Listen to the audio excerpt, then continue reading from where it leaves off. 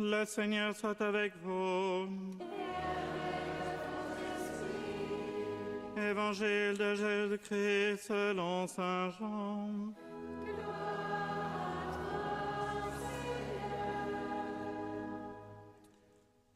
En ce temps-là, Jésus avait donné un enseignement dans la synagogue de Capharnaüm. Beaucoup de ses disciples qui avaient entendu déclarèrent : cette parole est rude, qui peut l'entendre ?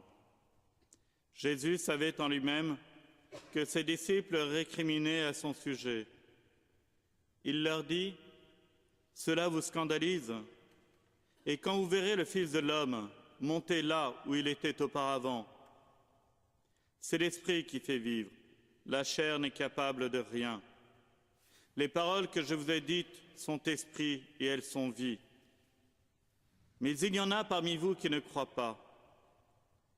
Jésus savait en effet depuis le commencement quels étaient ceux qui ne croyaient pas et qui était celui qui le livrerait. Il ajouta : voilà pourquoi je vous ai dit que personne ne peut venir à moi si cela ne lui est pas donné par le Père.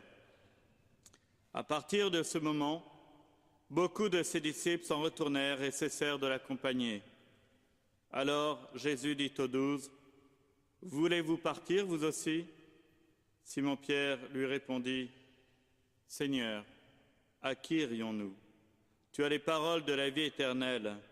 Quant à nous, nous croyons et nous savons que tu es le Saint de Dieu.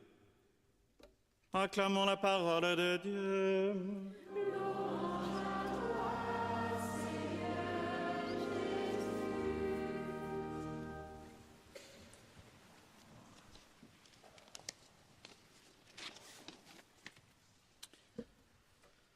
En ce deuxième jour de la neuvaine thérésienne de prière pour les malades, la liturgie nous propose, la liturgie du jour nous invite à entendre dans la première lecture la constitution de l'Église au travers des premiers temps après la résurrection de notre Seigneur et l'envoi de l'Esprit Saint. Il est même précisé que pour l'instant tout va bien, tout est calme dans cette Église naissante.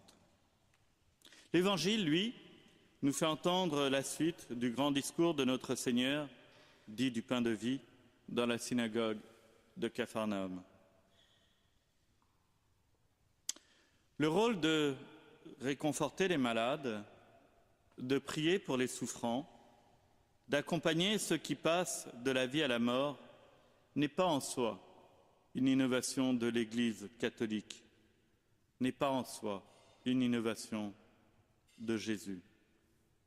Dans toutes les traditions religieuses, l'hommage aux morts est une réalité. L'intervention du spirituel ou du supranaturel pour une guérison a, si l'on peut dire, toujours existé. La tradition biblique ne déroge pas à cette règle. Et il n'est pas rare de voir dans les textes de l'Ancien Testament des références à des personnes malades ou handicapées qui souvent témoignent aussi d'une maladie spirituelle. Dans la tradition biblique de l'Ancien Testament, il y a aussi cette marque qui est de dire que si une personne est malade, si une personne est handicapée, c'est qu'il y a une faute.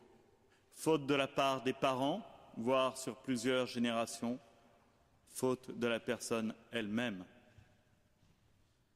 Un psaume va nous dire : les parents ont mangé des raisins verts, les enfants ont les dents gâtées.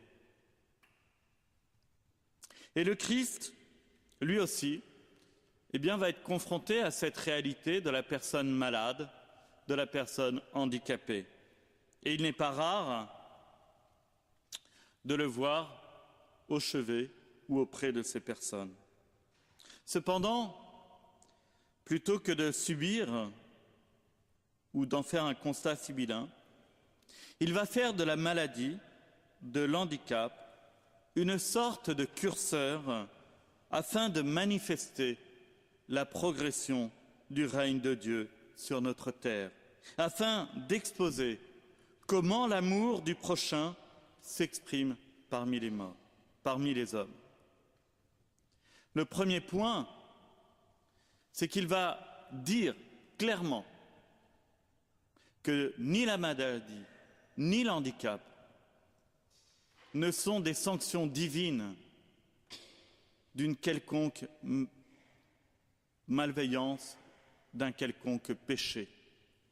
Mais il va s'empresser de dire que ce soit pour la mort, je pense à la résurrection de Lazare, ou pour l'handicap, je pense à l'aveugle-né, que ces événements, ces personnes, l'aveugle-né et Lazare, vont être des moyens pour Dieu de se manifester au cœur des hommes.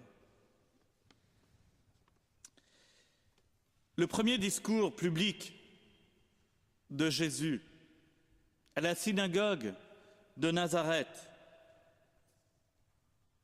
il va reprendre la prophétie d'Isaïe. L'Esprit du Seigneur repose sur moi et il m'a envoyé annoncer la bonne nouvelle, proclamer aux pauvres une année de grâce, faire que les boiteux marchent, que les sourds entendent, que les aveugles voient. Oui, l'handicap, le malade vont être placés au cœur même du ministère de Jésus afin d'être les témoins du règne de Dieu parmi les hommes. Les aveugles verront, les sourds entendront. Ainsi, la personne malade ou handicapée sur le chemin du Seigneur va devenir le révélateur de la présence du royaume de Dieu au milieu de nous en étant guéri. Il va aussi permettre de souligner la puissance de la parole de Dieu, puisque Jésus guérit le paralytique afin de montrer que le pardon des péchés qui a été exprimé est bien une réalité. Souvenez-vous, les gens autour disent « Mais qui est-il pour pardonner les péchés ?» Et cette grande phrase de Jésus qui devrait chacun de nous faire frémir. Quel est le plus facile, de pardonner les péchés ou de dire à cet homme « Lève-toi, prends ton brancard et rentre chez toi » Qu'auriez-vous répondu chacun d'entre vous? Les deux sont impossibles. Mais si je pardonne les péchés, c'est qu'effectivement, je suis aussi capable de dire « Lève-toi, prends ton brancard et rentre chez toi ». Ainsi donc, la guérison vient souligner la puissance de Dieu. Ce n'est pas une guérison, j'allais dire, gratuite, simple. La guérison va révéler la puissance de Dieu. Dès lors, les apôtres, les disciples, n'auront de cesse de faire comme le Maître, être présents auprès des malades et des infirmes.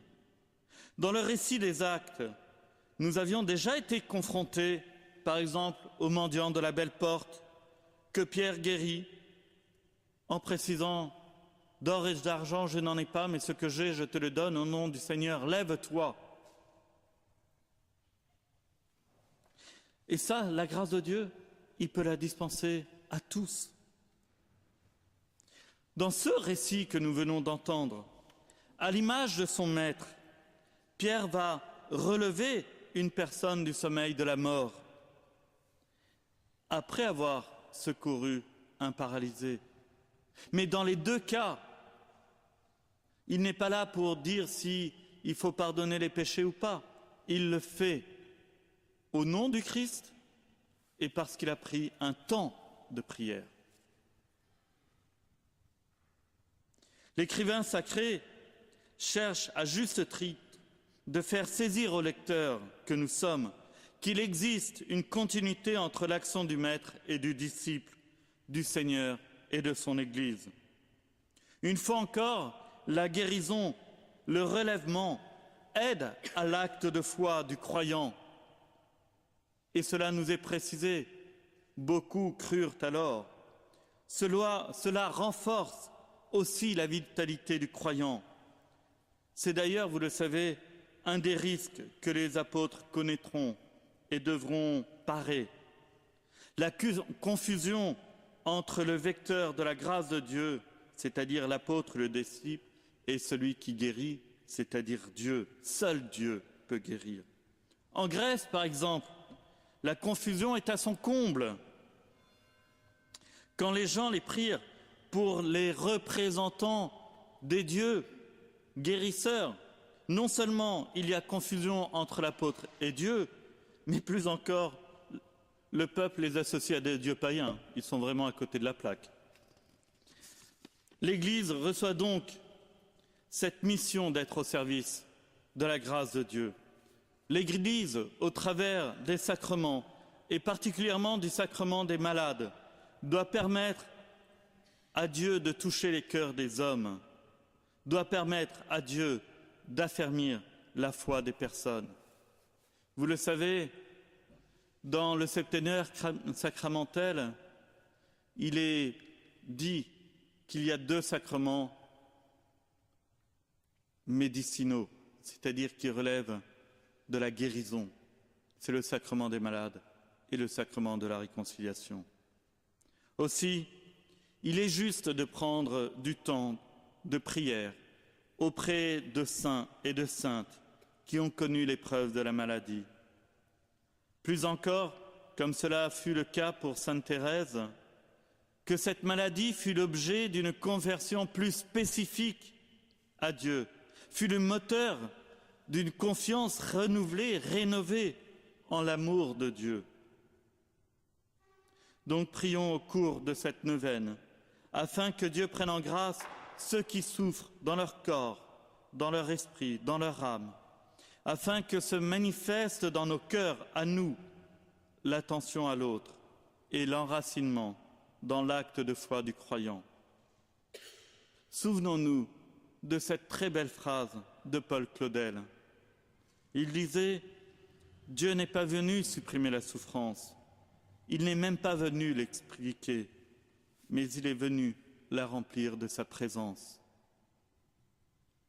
Nous aussi, disciples du Christ, sachons remplir de notre présence ceux qui souffrent dans leurs âmes, dans leur corps, dans leur esprit, sans les affubler de grands discours, mais simplement d'être présents, comme une mère peut être présent dans le silence, comme un père peut être présent par la prière. Cette phrase, elle résume parfaitement l'attitude du croyant à l'égard de la maladie ou de l'handicap. Ne cherchons pas à l'expliquer, ne cherchons pas à la commenter, cette maladie. Cherchons simplement à aider ceux qui souffrent. Non seulement ceux qui souffrent, mais leurs familles aussi, qui souffrent tout autant qu'eux. À chacun de nous, il nous revient d'apporter le Seigneur auprès de ceux qui souffrent et peinent. Il nous revient dans notre silence de l'accompagnement du faible, de témoigner de l'attention et de la tendresse de Dieu. Amen.